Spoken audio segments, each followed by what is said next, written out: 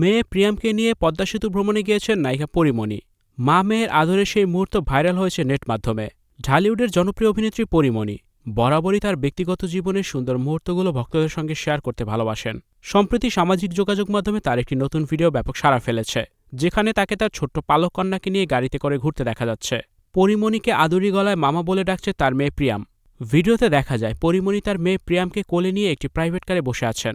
মা ও মেয়ের পরনে ছিল সাদা ও নীল মিশ্রণের মানানসই পোশাক। ভিডিওর শুরুর অংশে পরীমণিকে বেশ উৎফুল্ল দেখা যায়, আর পরীমণিকে আদুরি গলায় ডাকছে তার মেয়ে প্রিয়াম। তিনি তার কন্যাকে পরম মমতায় জড়িয়ে ধরে আছেন এবং ক্যামেরার সামনে আদরে ভঙ্গি করছেন। পরবর্তীতে ভিডিওতে দেখা যায় তাদের গাড়িটি দৃষ্টিনন্দন পদ্মা সেতুর উপর দিয়ে এগিয়ে চলছে। ঢাকা ছেড়ে গ্রামের বাড়ি বরিশালে যাচ্ছেন পরীমণি।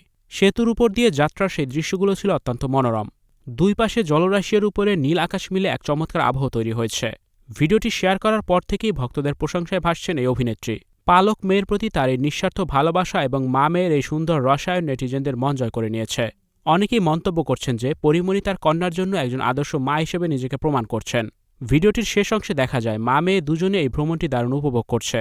প্রকৃতির সান্নিধ্য কাটানো এই বিশেষ মুহূর্তগুলো পরীমণির জীবনের এক নতুন অধ্যায়ের প্রতিফলন হিসেবেই দেখছেন তার শুভাকাঙ্ক্ষীরা।